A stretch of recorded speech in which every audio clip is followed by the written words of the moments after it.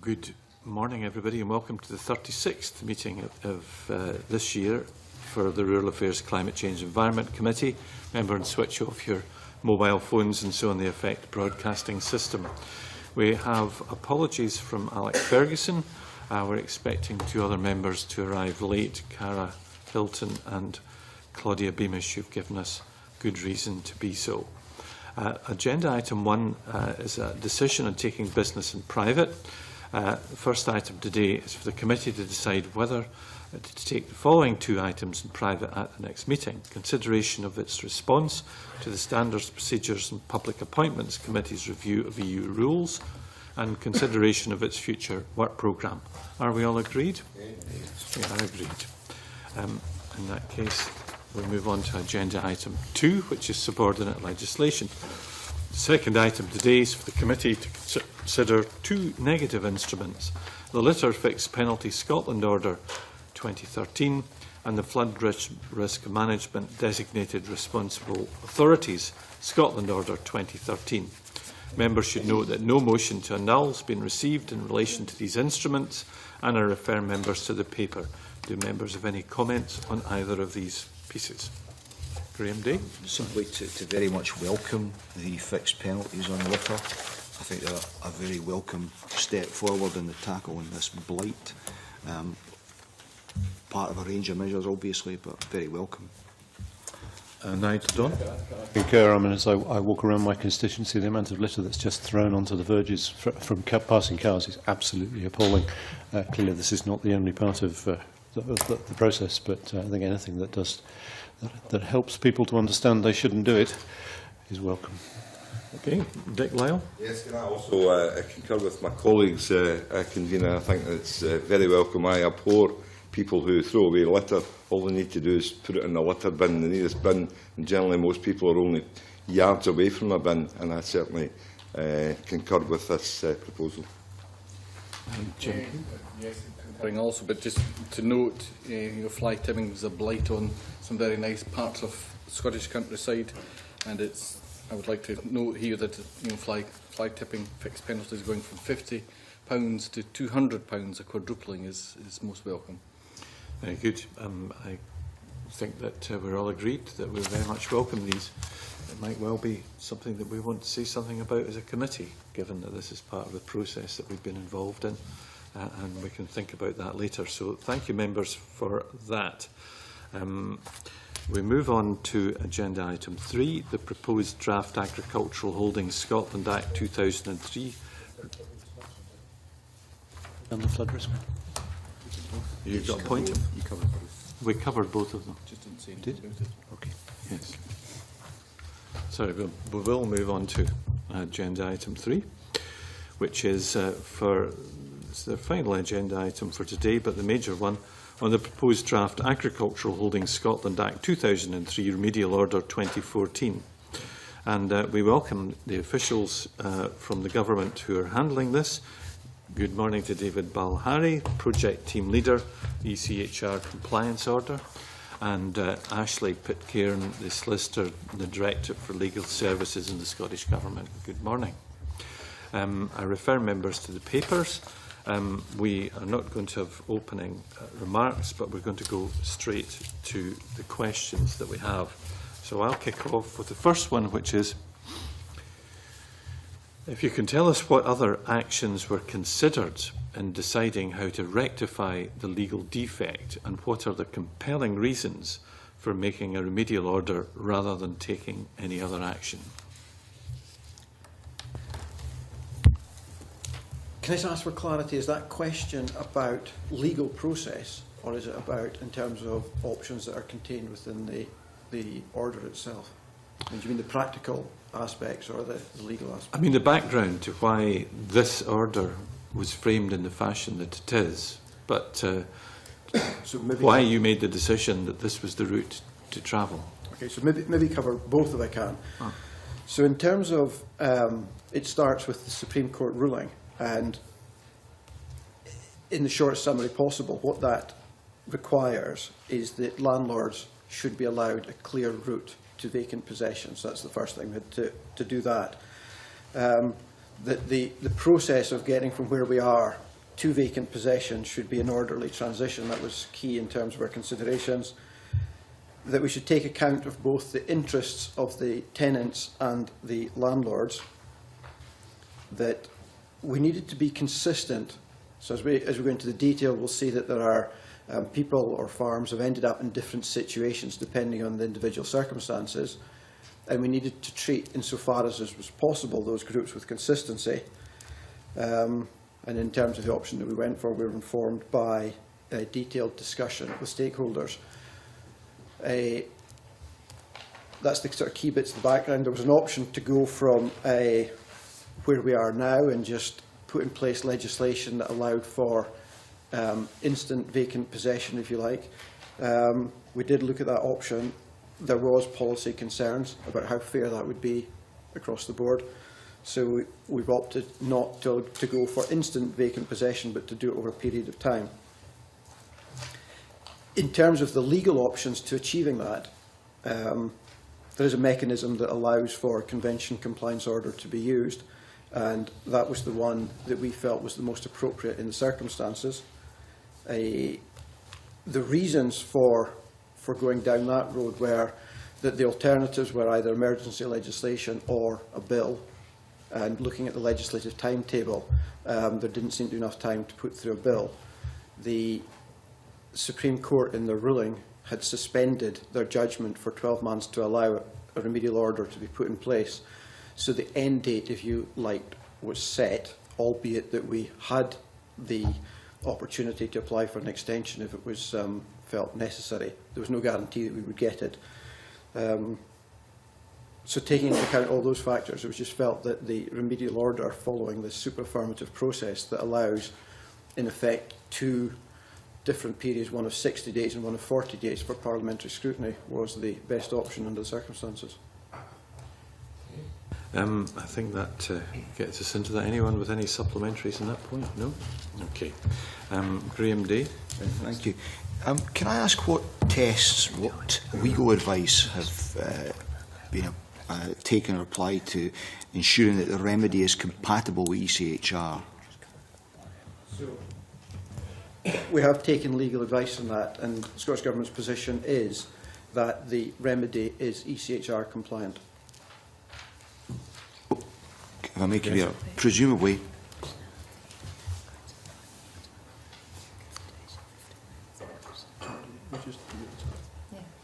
There are obviously ECHR concerns with this that was raised in the court case, which has led to this order being necessary. And there were considerations about Article 1, Protocol 1 of the landlord and their right to enjoyment of their possessions.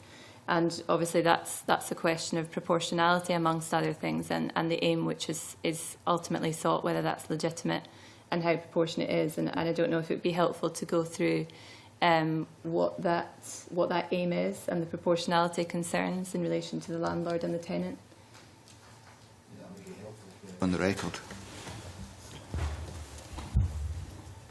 So that if you go right back, the 2 parties, the tenant and the landlord, entered into an understanding where the tenant could enjoy the use of the farm, but that the landlord could, by bringing the partnership to an end, could recover vacant possession. The problem was that the part of the defective legislation provided a route whereby the tenant could end up with a full 91 tenancy. And that's the part that was perceived as being against the landlord's ECHR rights, because he was unable to recover vacant possession. And the order seeks to remedy that. I'm not sure much understanding the question. Trying to get to the bottom of exactly how confident you can be that the steps you're proposing to take will be compatible with ECHR. Yeah. So insofar, so one of the problems with this situation is that insofar as we have evidence before us just now, we feel that the proposed draft order deals in an ECHR compliant way with the defect.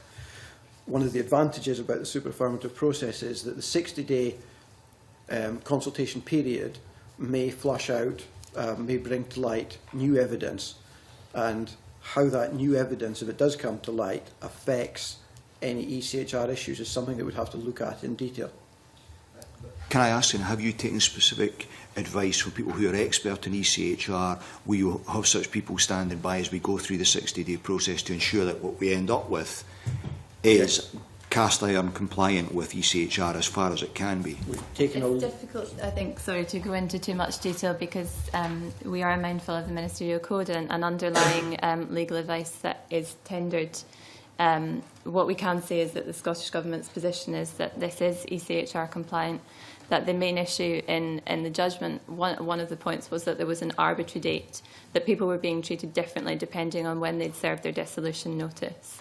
So there was the period of time between the 16th of September 2002 and the 30th of June 2003, and those people were in a worse position than people who served it after the 30th. And part of the core of the Supreme Court judgment was that this arbitrary treatment wasn't fair. And in the new order, which we have, that time period and the treatment of those people differently has gone away, and there is a consistency of approach.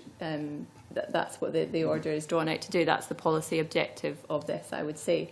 But in terms of further detail of underlying legal advice, I think it probably is all that we can say at this stage, that we do think it is compliant. Thank you. Okay. Yes, indeed, Nigel Dawn. If this might come up later, but if I've picked up the process at all correctly, then the default really is that it is the rights of the landlord which we deem to have been infringed, and therefore the default position is that the land should go back to the landlord, which I understand. Has anybody seriously explored whether there might be circumstances under which, actually, despite what's in here, the tenant's rights of the land might be actually stronger in ECHR terms, but maybe not on the paperwork? Has anybody actually looked at whether there are situations where the tenant might be the one whose rights have actually been more greatly infringed? I'm sure we have, in terms of the process that we've gone through, we've looked at that. And maybe something I should have said at the outset is just to set a context to that question, which will help maybe later on, is that the order itself seeks to remedy the legal relationship between the tenant and the landlord moving forward, and for those parts that resulted in an unlawful outcome to remove them from the legislation, so that moving forward we've got lawful outcomes. It is recognised that that's not to say that harm hasn't been caused to people who thought they had, the tenants who thought they had full 91 tenancies. So that's recognised. What the Supreme Court asked us to do, though, was to rectify the legal defect. And that's what the order seeks to do. There is another question about what route to just satisfaction do those people take where they feel that harm has been caused to their interest. And for those individuals, if they were tenants in that situation, then the issue would be that they would have to make the details of their circumstances known and make a claim against government for compensation. But what government can't do is, without knowing the facts of these cases, is to make any promises or accept any liability for harm caused.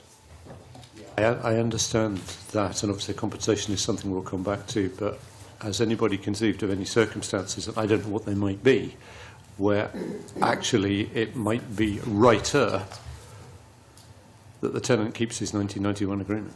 Yeah. If that's what he's finished up with, and actually under the circumstances, that might be the right thing to do under all the circumstances of the case.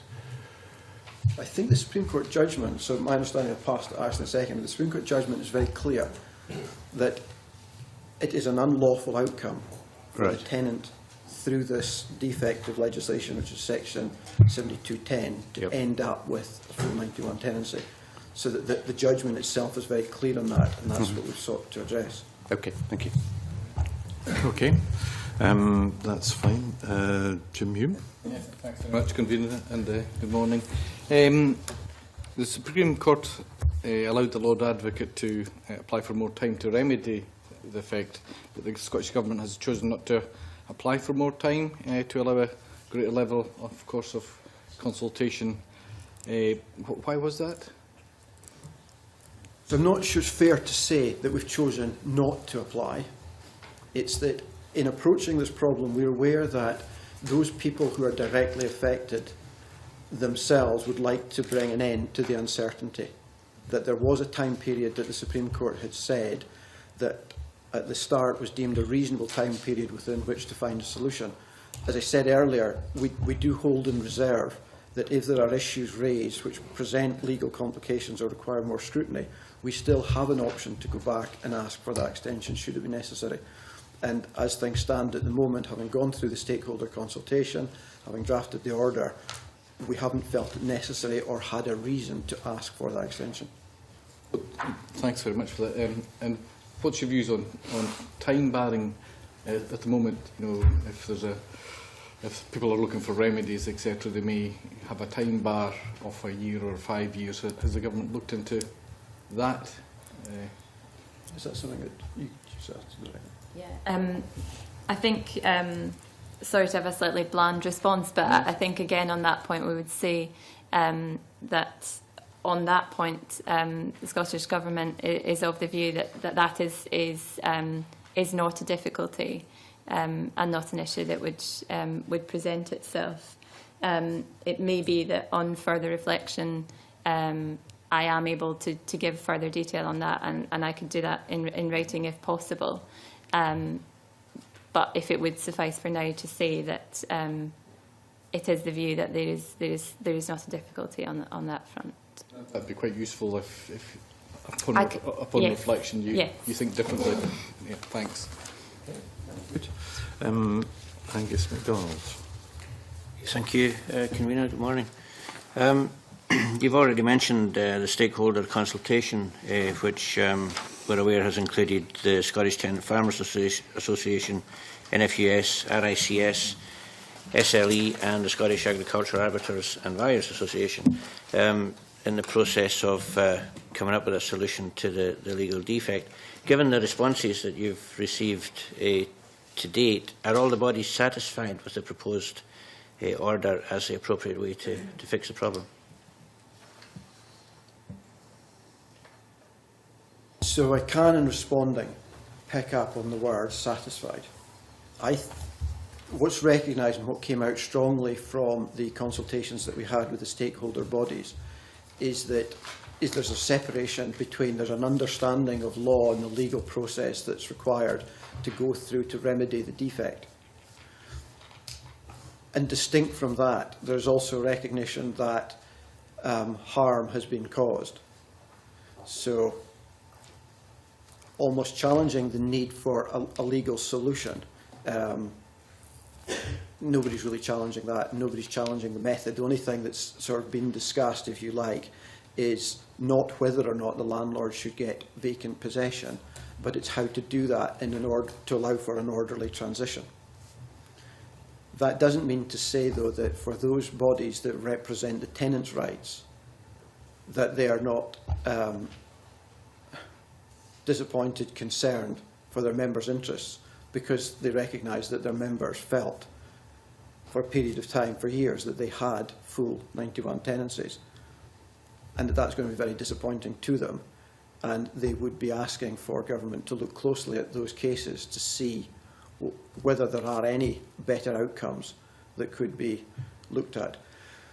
That's partly why, in terms of this proposed draft order, that not only is there the cooling off period, but also this extension of an offer from government to provide mediation, to just look in detail at the specific circumstances and what the options might be. Thanks. Clearly, the need for mediation isn't ideal if it does come to that. And clearly, some of the stakeholders who have responded to the consultation do have a vested interest in seeking a particular outcome or this particular remedy. Have you taken that into account when analysing the responses? Say so, yes. I think we've, to a large extent, the remedy that we've come forward with fits the general direction of travel that all the discussions that we had with the stakeholders went in terms of the legal side. The question mark is round about what can be done to those people to whom harm may have been caused, or they feel that they've been harmed, by way of compensation. And again, as I said earlier, that's not something that the Scottish Government can accept any liability for, because each of the cases is very complex and very different and needs to stand on its own merit. So we need to understand more about the specific circumstances before trying to move any of those situations forward. Just on the consultation point, obviously you've consulted with some very well recognised bodies who will have a lot of experience and members that have been affected, but not all individuals affected will have been members of these bodies. Did the consultation go wider than these stakeholders? For one question, yeah. Yep. So on that issue, we're aware of exactly that point, that there are people who are affected that don't fall within membership of one of the bodies that we consulted with. To get round that problem, what we did was to advertise, there was a letter put out in the press to publicly announce what the problem was and what we were doing to fix it as a result, and inviting people who were affected by it to get in contact with us through our website. That has happened, and through that channel, a number of people have alerted us to the fact that they are not directly a member of one of those organisations. They've been sent the documents and the consultation directly as a result of coming to us. So where we are aware of anybody who is affected, whether they're a member of one of those stakeholder bodies or not, we have sent the consultation pack and kept them informed of what we're doing. And just to be clear, you said there was quite a few responses from non... a number, not quite a few, no. I mean, less than you could count on one hand. The next question, I think, from Nigel Daw. Thank you very much, Convener. I'm just wondering if I could pick up on, you've identified the 5 groups. I think others may want to ask you about why you've done that, and I'm sure you'll have an answer, but can I just pick up on a couple of those in Group 5, which, as I understand it, you feel you don't need to now account for. First of all, can I ask you about the general principle of people having made agreements, perhaps partway through a legal process? They will have done so on the basis of their understanding of their legal rights at the time. If those legal rights and positions are now plainly very different from what they thought, should not any bilateral agreement that they will have reached be revisited, or be at least revisitable? So I understand the point, and it's one that we've looked at. And again, I guess the starting point from our side in drafting the order is the Supreme Court judgment itself. And what that judgment was about was to say that we needed to rectify an unlawful outcome. And that unlawful outcome was a full 91 tenancy resulting from a specific section, which was section 7210. The bilateral agreements don't fall within the scope of that decision. So that's one part. The Supreme Court judgment went on further, and it said that we should not extend the solution further than is necessary, and that accrued rights, which are not affected by the incompatibility, should not be interfered with. Our interpretation is that to a certain extent those words and the scope of the decision put the bilateral agreements out with what we should be doing in terms of remedying the problem. And if I can, to make it, sort of put into different analysis, if you like, the bilateral agreements were entered into by the parties involved. Whether they are good agreements or bad agreements will depend on the nature of the negotiations that led up to them. It's not to say that I'm denying the point that you made, that those agreements were influenced by the belief of what the legislation was at the time, but they were entered into, so that the quality of the agreement is something that the parties reached by themselves.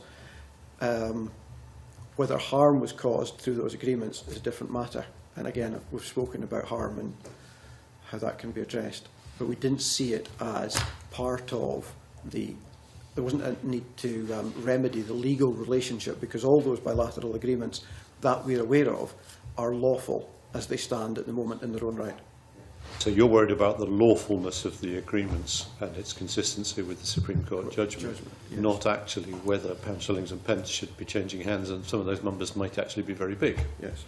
Okay, could I then pursue, just to ask whether there are any cases where the Land Court would have made a judgment, so this is again I think Group 5, where again that Land Court judgment will have been based on its perception of the legal rights of the individuals, which may now have been overturned by the Supreme Court. First question is, are there any such cases? So the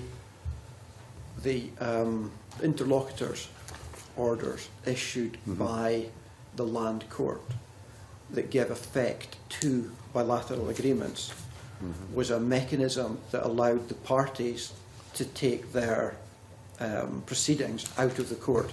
The court didn't actually make, if you like, a decision of the case, on the details of the case. It just said, we accept that you, the parties making the application, have come to an agreement, and we can give effect to that agreement by issuing an interlocutor which allows the thing to go out of the court process. But no judgments as such? Not judging the specific merits of the case in detail, no. Right, so there's nothing to overturn. Yeah, that's helpful. Thank you.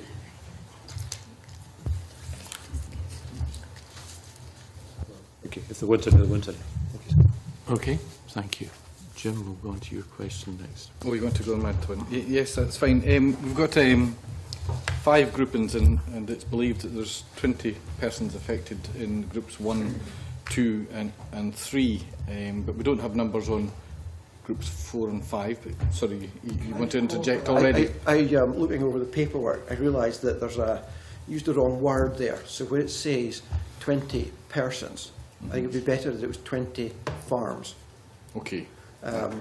There is get all confused in terms of whether it's tenants and partners and so on. There'd be many partners in one farming partnership. Of course, can you, update us on the number of farms affected in the different groups, including those whose circumstances are addressed by the orders 1 to 3, and those are not, therefore the ones that are in groups 4 and 5, if possible? I can do in sort of in very broad terms. I think one of the things that I would preface all my remarks with is saying is that there is no official record as to who is affected and who is in groups, so we rely entirely on the information coming to us. The information that we've received to date sometimes doesn't allow for allocation of the circumstances correctly to one or other of the categories. There's sort of dubiety round about it. So the figures are ballpark. And if you look at the number of farms to be affected by the order, that's 1, 2 and 3, then at the moment it's sitting below 20. In terms of the number of situations that we're aware of where dissolution notices were served during the period, so that's the big figure, then it's about 50. Mm-hmm. That's not to say these are final figures, but that's the best information that we've got at the moment. And just to be clear, I know your letter went out some time ago, a month or 2 ago now, but if there's still individuals, organisations, farming partnerships, etc. affected, they can still make themselves aware to this government. There's no... Very helpful, yes. Yeah, okay, thanks. What evidence do you have that Section 73 of the Agricultural Holdings Scotland Act 2003 is currently working effectively in those circumstances where it's applicable?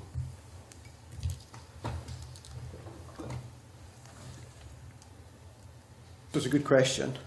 And to be honest, it's the absence of information is the best I can offer by way of an answer, is that we are, or I am, not aware of concerns beyond it being quite a complex process, but beyond that there's not actual fundamental concerns with how it's operating, and the Supreme Court judgment didn't comment negatively on the Section 73 process. So are both landlords and tenants happy with how it currently operates and that it provides an appropriate balance between the interests of landlords and tenants? I haven't been presented with any information to the contrary. Okay, fine, thanks. No supplementaries on that. Cara Hilton. In his letter to the stakeholders, the Cabinet Secretary talked about limited exceptions. Could you tell me what the limited exceptions referred to in the letter are, and how do you propose that these cases are dealt with? I don't have a copy of the letter in front of me. Is it possible just to... I can provide you with that just now, I think.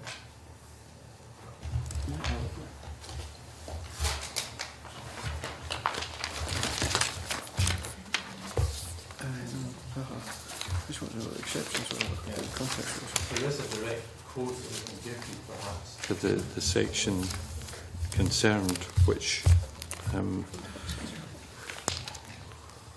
It was just to get the context. Right.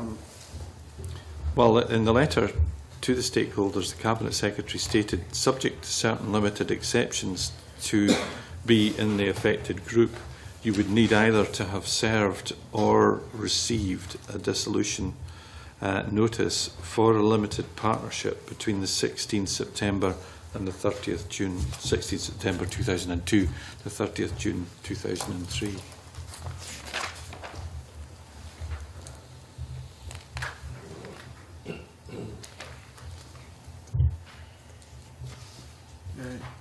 Sorry, be a pain. Do you have a copy of the letter in front of you that I can have a look at? No, we have that copy of that quote, which we think is the relevant quote. We could, I mean, we can follow that. Could I? I'm just that it is quite a complex area of agricultural law, and I would quite like to see what the context is round about the quote before answering. If that's not a problem. You just write to us about that. That would be very helpful. Okay. The next question, I think, is from Claudia Beamish.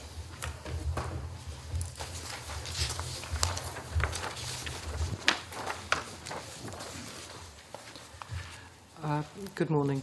For those people in Group 2, the order provides that the landlord has an option, though not an obligation, of engaging the Section 73 process, the route, as I understand it, to vacant possession after the double notice period.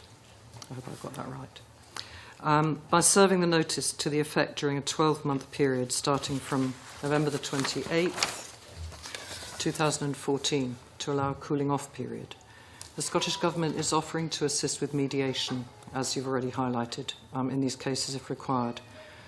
Could you explain in more detail, I know you've referred to it previously in this evidence session, but what is the purpose of the cooling-off period, and what do you anticipate will happen during that period, and what support could be offered to those cooling off?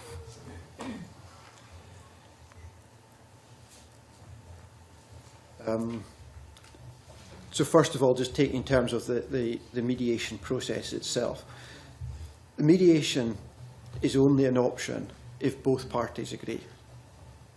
So if either party doesn't agree to mediation, then the landlord's route to recover vacant possession is fairly clear. He serves his application notice then into Section 73 and the double notice that you mentioned. What the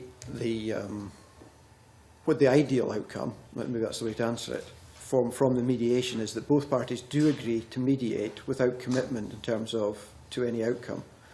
But in mediating, they do look at what their ideal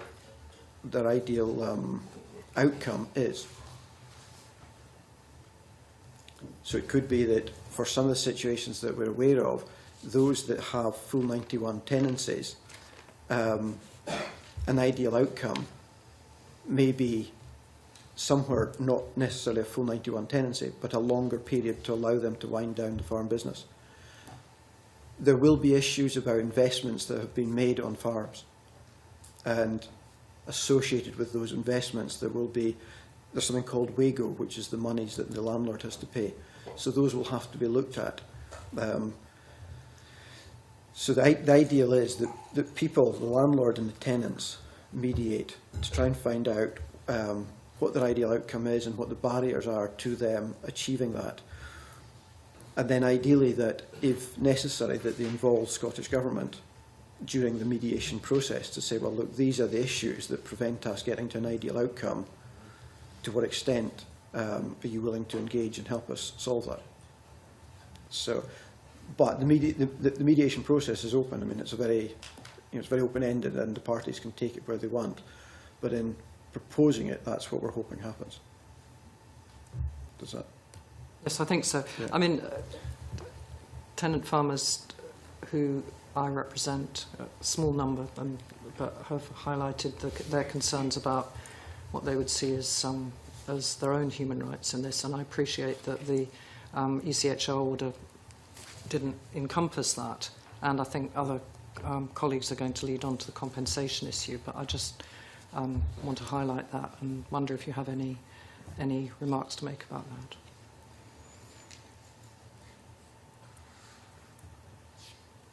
The extent, yes, I mean, I think that was touched on earlier, so it's the extent to which the tenant's rights fall into the Property Rights Article 1, Protocol 1, or whether it's about seeking restitution for harm because of expectations raised and then taken away, as it were. And I think that's where the debate moves away from the legal remedy into the area of compensation.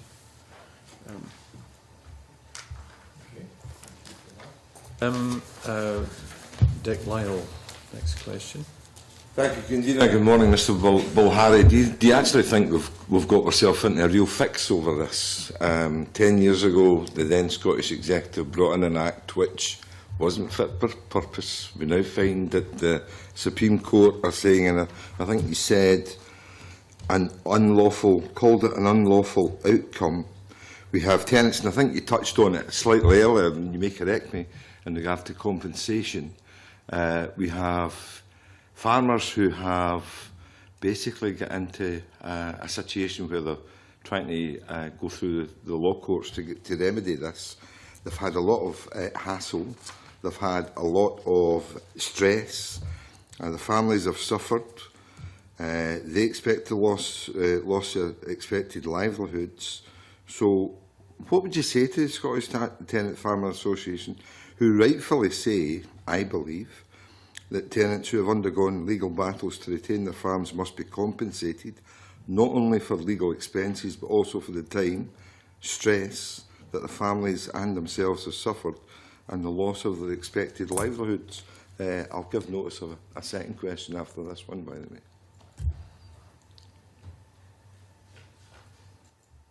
So there's no doubt that whatever side of this debate that you stand on, it's really unfortunate. And as a result of a defect that went through the Scottish Parliament, harm has been caused. And tenant farmers, their families and landlords, all of them together, have been put into a situation of uncertainty and stress. But that's clear, and it's come through very clearly in the consultation that we've had. What the order seeks to do is to begin the process of untangling that, and it's not easy. First of all, we've got to sort out the legal position, and then it gets to this next part, which is the part that your question refers to.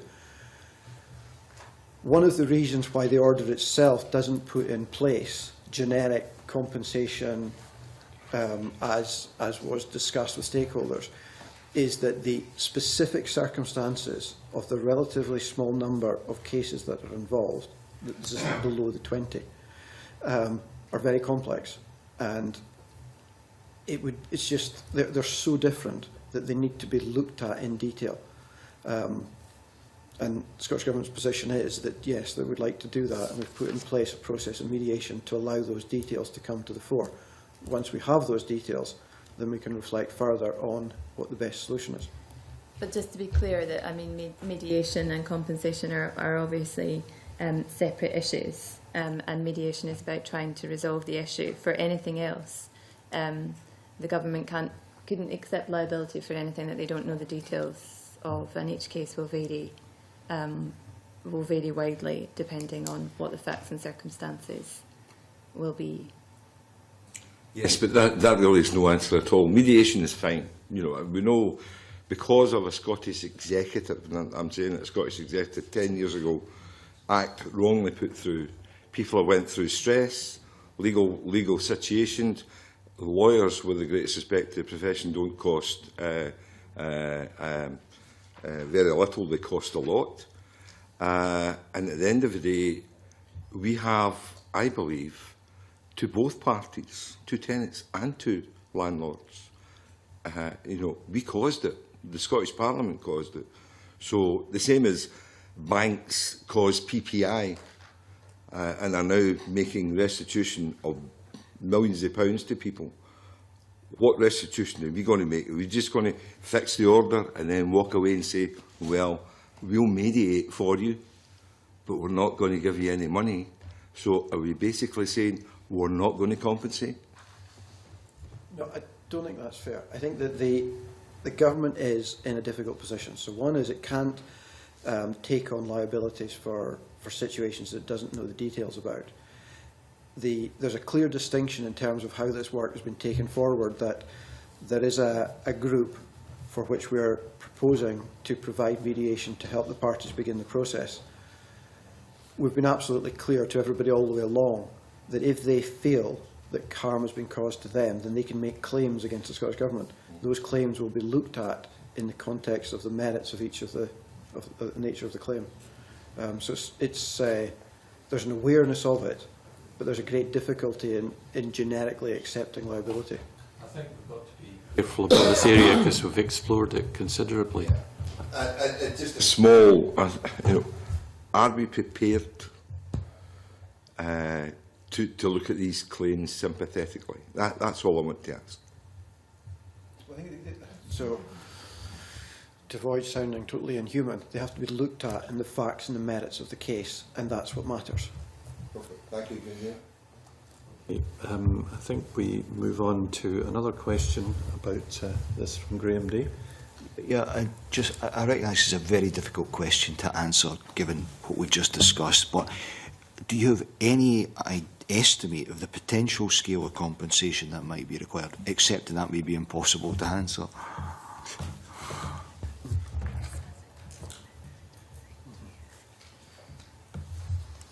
No, I think it is, I mean, just for the record, it's impossible to answer. You might have an insight into one case and you could extrapolate on that basis. It would just be very dangerous to do that, and I don't think it would be helpful to taking the debate forward. I think, if you don't mind, I think I would just say, no, we just have to look at each case on its merit. I think that's understandable. Indeed.